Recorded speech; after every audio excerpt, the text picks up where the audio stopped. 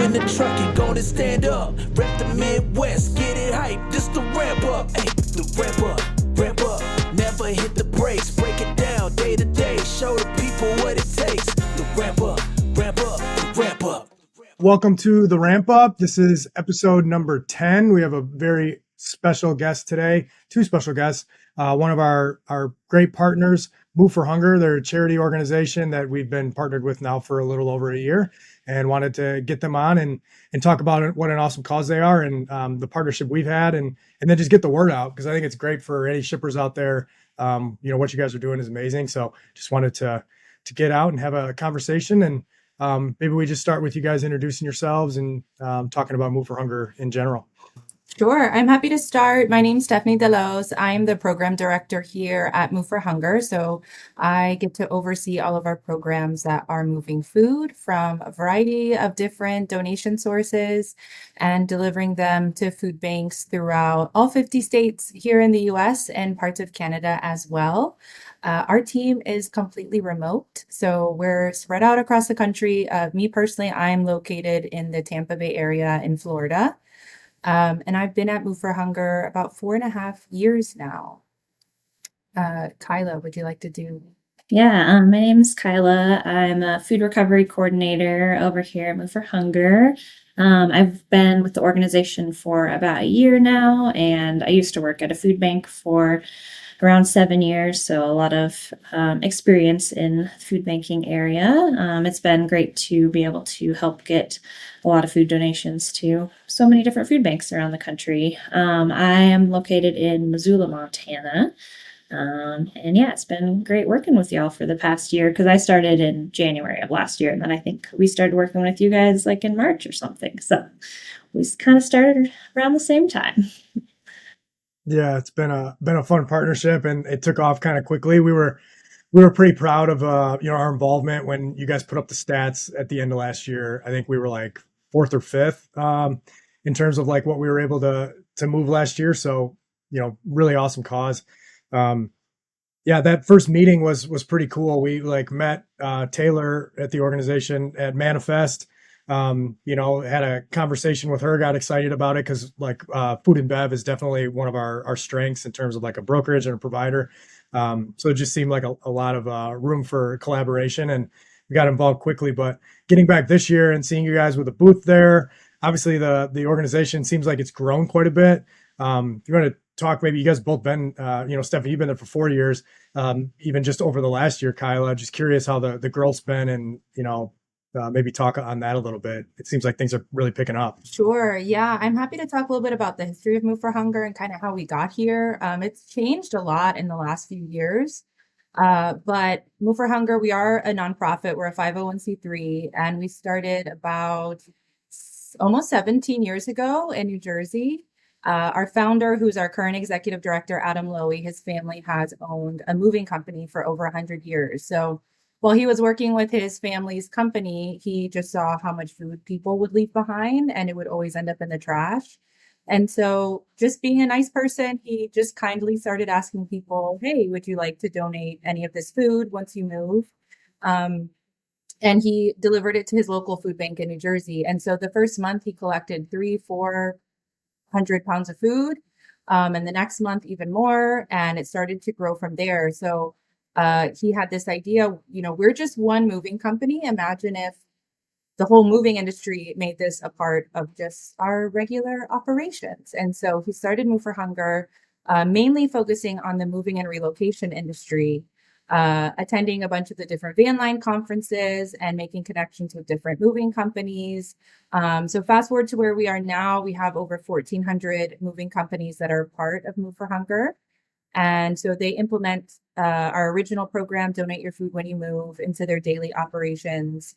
And then they help us in some of our other programs as well.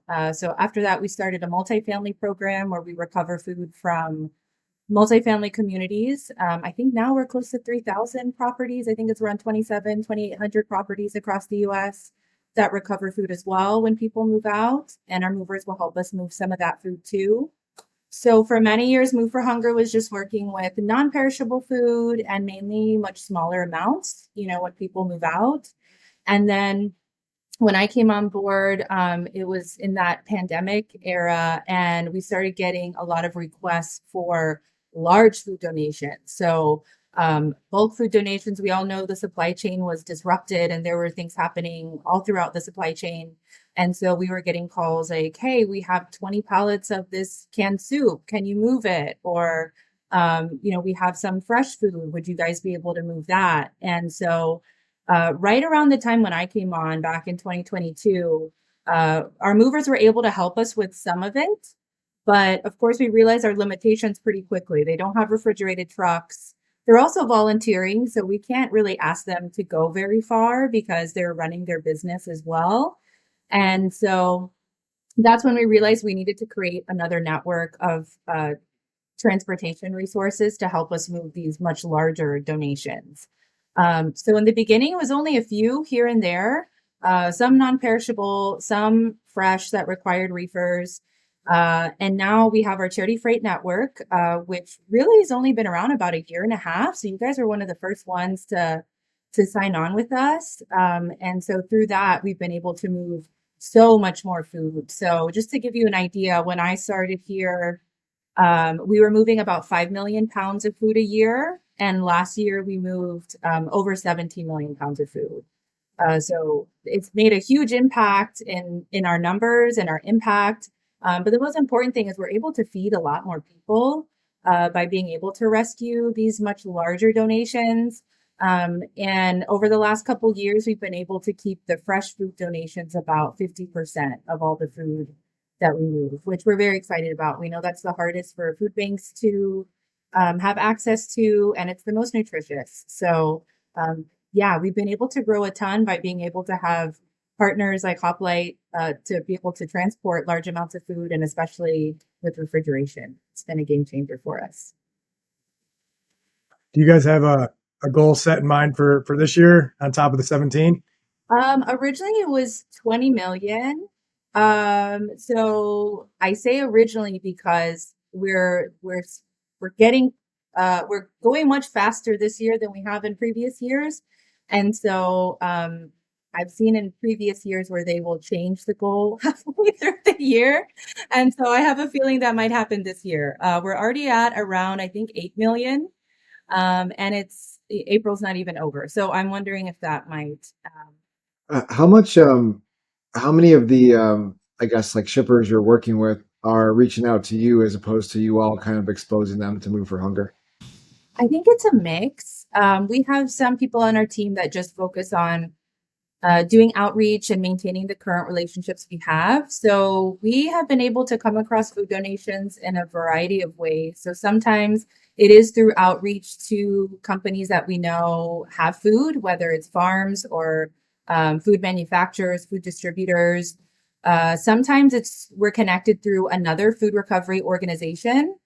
There's a lot of food recovery organizations out there that are doing great work, but not very many have, I would say none, but not very many have the same network that Move for Hunger has. So they might come across other donations, but they don't have the network that can transport it for them. So they will contact us to handle the transportation. And then also the food banks. A lot of times food banks will call us and they'll say, hey, we were offered this large donation. All of our trucks are going to be out that day. Is there any way you guys can help us get this? If not, we lose the opportunity to receive this food. So really a variety of different ways we get in touch or are able to identify some of these food donations. Can you talk a little bit about the early on when it kind of sounds like around COVID when this all started taking off and you needed to start working with other, trucking companies and providers that could get that capacity? Like, how did that network you've built now develop? Because it's pretty sophisticated based on what we've seen and talking to you all with how you reach out to providers and source and put this food into the food banks. But can you talk about the beginning of that, kind of how it started and got to where it is today? I mean, it's pretty unique. Yeah, I would say it's very interesting, and I hope this doesn't change anyone's opinions of the team at Move for Hunger. But very few of us have any type of logistics or freight background. We all, came from other nonprofits. Kyla was at a food bank. I worked for other hunger relief nonprofits in the past. And so it was a lot of trial and error. It was a lot of realizing what we want and a lot of what we don't want. So unfortunately, like some experiences with people that, wouldn't show up on time or would quote you one price and then, the day of it doubles, or, not properly communicating. People who say that they are going to donate and then they end up not donating the transportation, or saying that there's certain conditions. And so it was a lot of trial and error in the beginning of just researching what are some different companies we can work with. At first, we tried to start regionally because that's just what we were thinking. We were getting a lot of loads, for example, in the southeast of the country. There's a lot of farms year round. And so we were getting a lot of fresh food requests there. And so we started reaching out to a lot of local companies, and we realized this is too much to manage and to remember, okay, this trucking company is in this city in North Carolina, and this other one is in Tennessee. And so, we realized we needed to build a network that made sense for the type of work we do. Of course, we realized that we have opportunities all throughout the country, so we needed to have different carriers that could cover the whole country and were willing to work with us, and that were really interested in also just the mission of our work. We found that out earlier on too, that there's a lot of companies that want to do business with you, but we don't want to be seen as just another client that is paying for transportation. We also want people that are really excited and interested in the mission and understanding what everything represents. How did you get involved, Kyla? Like, was it being at a food bank that Move for Hunger was working with, and seeing how awesome the cause was, and deciding you wanted to be part of it, or how did that connection start? No, I think I had moved away from the town that I was working in and was just looking for a remote job at the time. And this popped up somewhere in my feed. And I think I might have seen a post on LinkedIn or something. And I was like, oh, these guys look really cool. So yeah, just kind of applied from there. And yeah, it's really cool being able to help a lot of folks and like not actually have to physically move all the food because my back couldn't handle the food bank work anymore. But yeah, so just a great connection through and an awesome remote company to work for. Has that always been something that was kind of in your DNA, like the charitable aspect? Because like we're obviously very proud of the partnership, but we talked about wanting to, give back in some way, like a couple of years in, but as a startup, we're like, well, like when we can get to that stage, that would be great. And then meeting you guys obviously allowed us that opportunity much earlier in our company's like evolution. So we're pretty excited, but just curious, is that something you've always been interested in or gravitated towards? Yeah, I think like just in college and seeing like the school pantry, and then just getting the opportunity to work at the food bank after that. And yeah, it's great to be able to give back, and food is such an important necessity that everybody needs access to. And yeah, and we waste a lot of it. Definitely. Yeah, so combating that. Is there anything that your experience at the food banks has kind of helped inform you on your job today, and like how you approach like the food recovery aspect? Yeah, I would say like the size of the food bank or the food pantry, like we like to get as much food as we can into smaller pantries and like keep the food super local if we hear about a donation. But then also like the food bank I worked at wasn't super large. So like if someone was like, hey, we have 40,000 pounds of potatoes, can you take it? Like we would have been like, no, we can take 2 pallets. So like trying to figure out like creative ways to get the food locally, but yeah, not overwhelming the food banks as well. I wanted to ask you both about, so I was thinking about this earlier about, approaching shippers and getting them involved. Like what hesitancy do they have on their side when you're talking to them? I wonder if liability is something that comes up. If they're like, oh, wait, if you donate this food, what happens if someone gets sick or, hurt by it? Are we liable for that? Like maybe that's just one of the things that comes up, but what else do you get from hesitancy or questions you get from, new shippers that you're trying to bring on board? I think liability is always the number one, especially if it's a company that has never donated, or at least not frequently or in this way. They always ask about liability, which is understandable. So I think what I've learned in this role is a lot of our conversations with potential food donors is education. So sharing, there is the Bill Emerson Act, which protects anybody that's donating food as long as it's in good faith.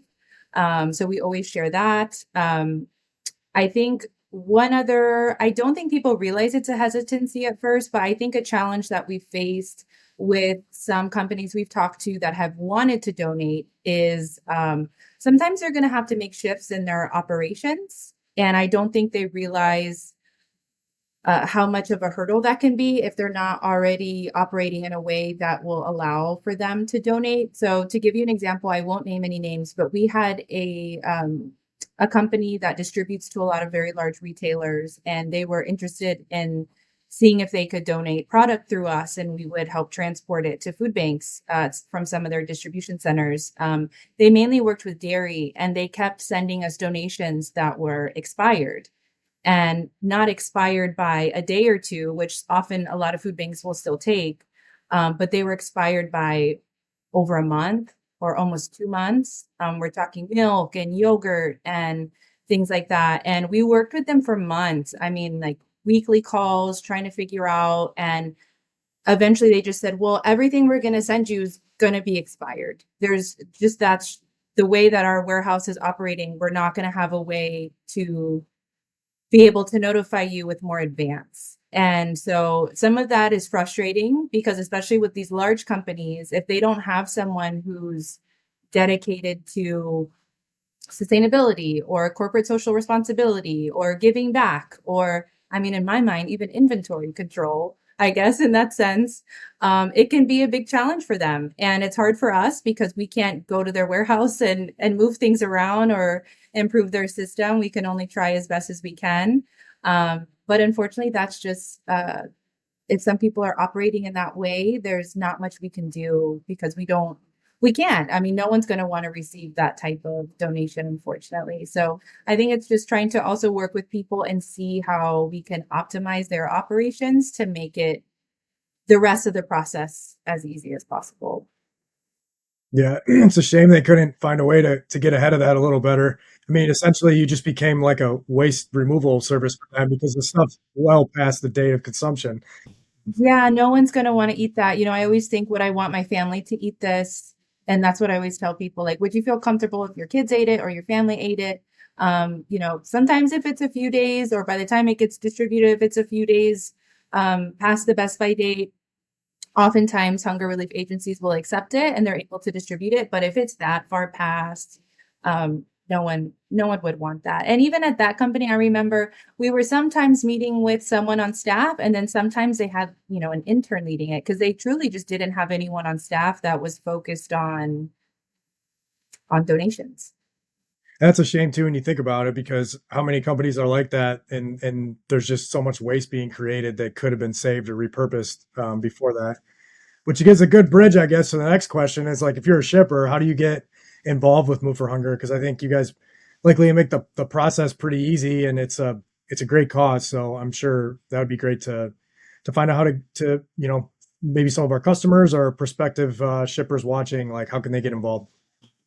For sure. So there's a few ways to get in touch with us. I mean, we're active on all the socials if that's an easy way for you. LinkedIn, Facebook, Instagram.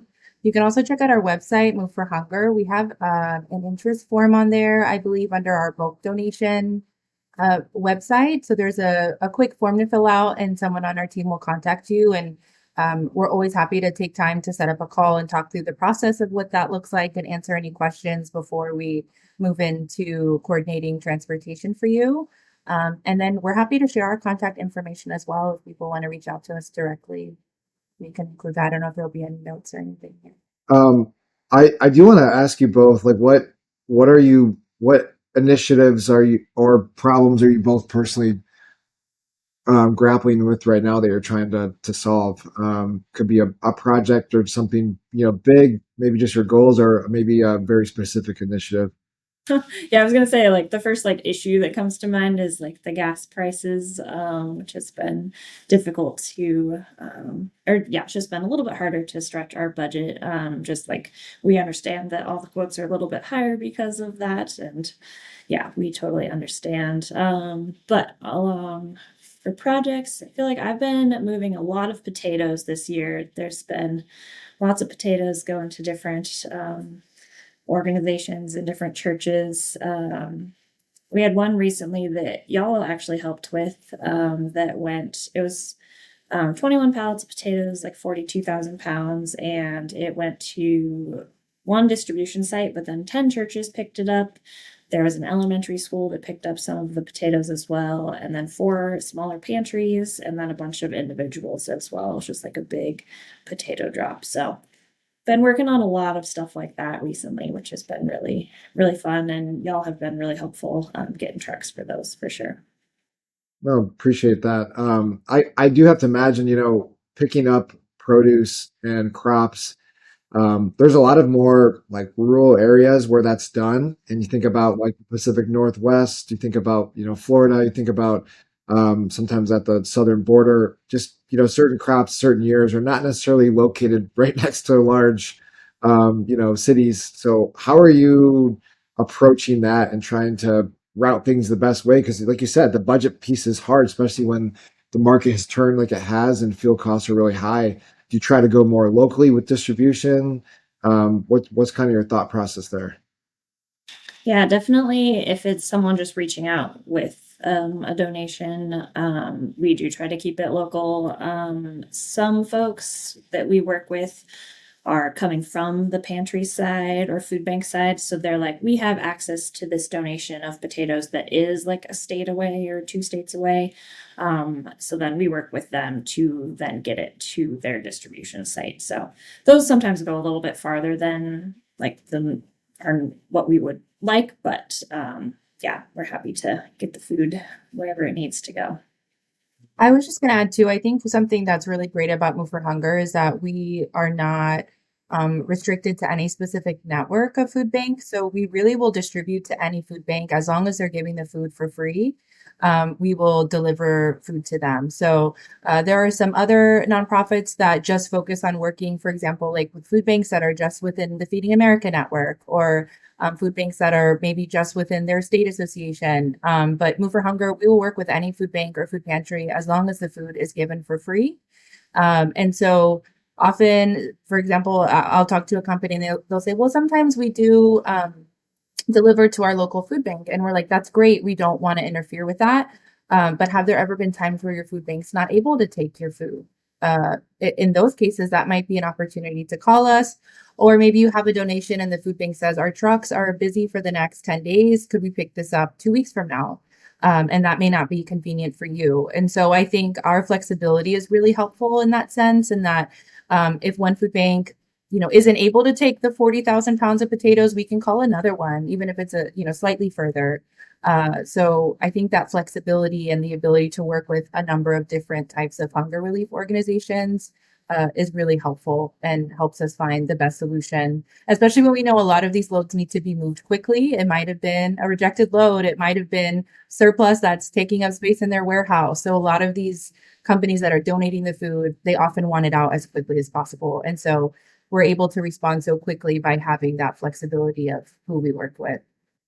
Is there any type of like food that you guys are really not focused on or that you wouldn't take? Because I know we got into a couple conversations recently with some customers that like it's not the healthiest food, but it's still fun, right? Like you guys will take, from a shipper's point of view, maybe it's not something that is part of a well balanced diet, but it's something that you guys would still, like to repurpose and make sure it's not being wasted. Yeah, definitely. It might just take us like a little bit longer to find a home for it, because a lot of folks will say no, we don't want it, but we'll try our hardest to find someone who'll take it.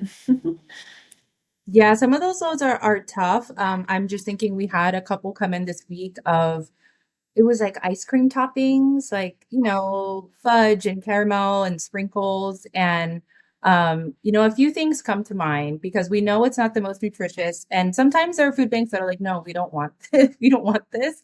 Especially the quantity too, depending on how much there is. Maybe they'll take 1 pallet of it, but they don't want 20 pallets of sprinkles. But there's a few things that I think about. And one is like, we're also trying to prevent food waste, which 30 to 40% of all food in this country goes to waste at some point throughout the supply chain. And so we're trying to prevent waste here. So I also think, what's the alternative? This is going to end up in a landfill. This is going to be dumped on the side of the road. We would prefer that not happen.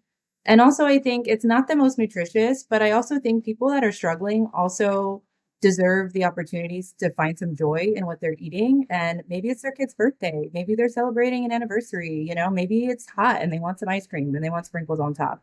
And there's nothing wrong with having access to those types of things either that all of us, enjoy in our daily lives anyway. So they're not the easiest to place, but I still think, and it's not the majority of what we do.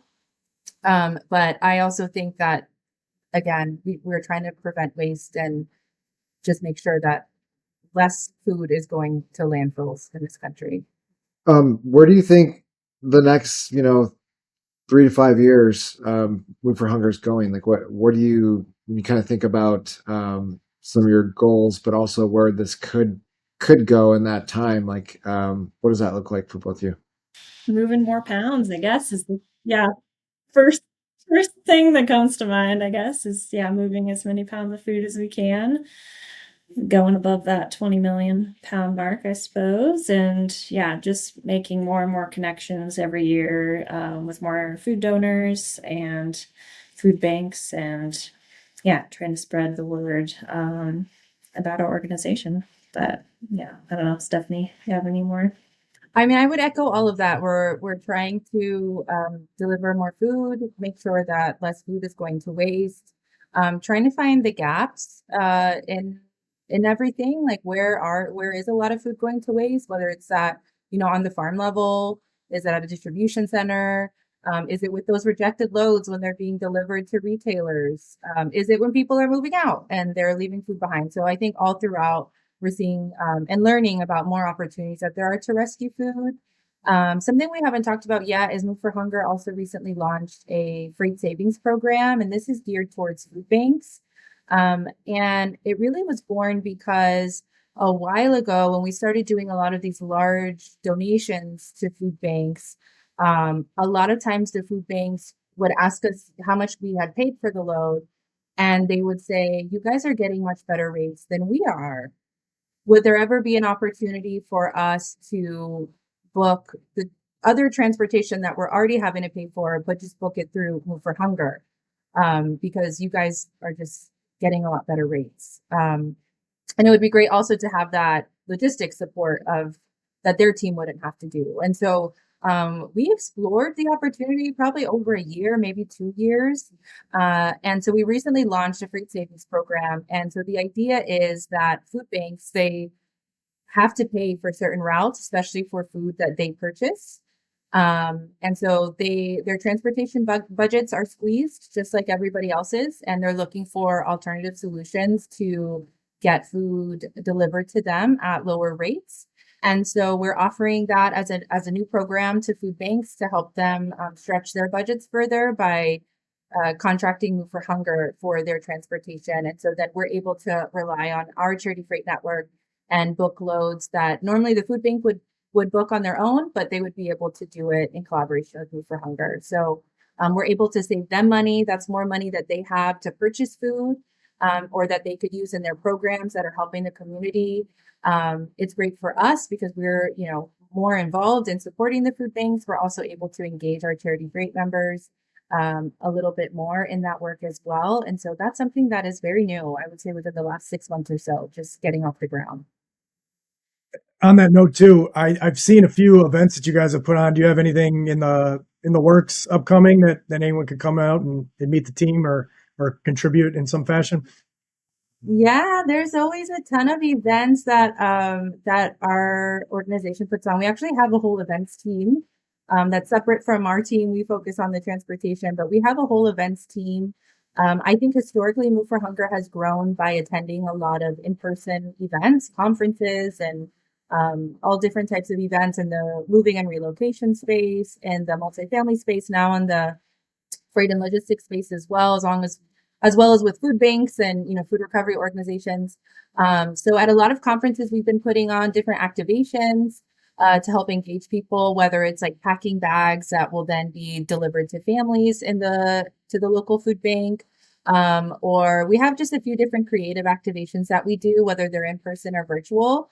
So if you ever see an activation Move for Hunger, we encourage you to join. I believe at Manifest, we had something by the registration. Kyla, you were there. Yeah, we packed 1,000 meals that were then brought to the local food bank in Vegas, and it was great. Just like bringing all the conference attendees walking by, we're like, "Hey, come pack a meal!" And so we just like put a couple different canned goods and a recipe in a little bag, and they were delivered to the food bank the next day. But yeah, those happen at all sorts of events, and I think they're booked again for Manifest next year, I believe.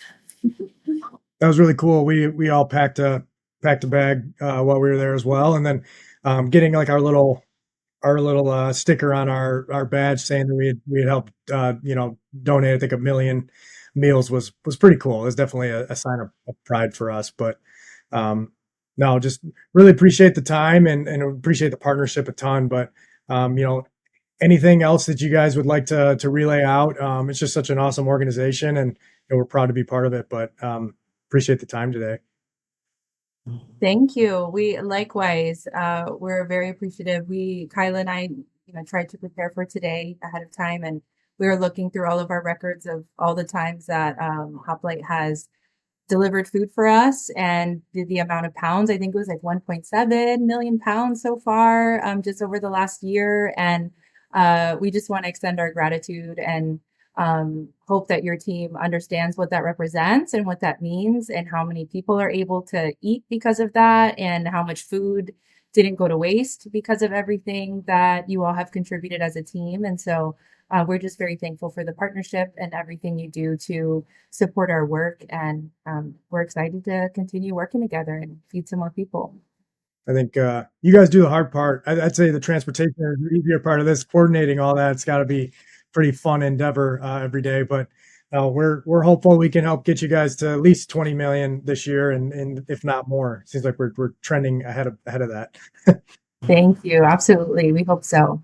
Appreciate it a ton, and we'll definitely put some contact information at the end so that anyone can reach out who's interested. And appreciate you very much. Thanks for the time, and we'll see you guys on the next episode.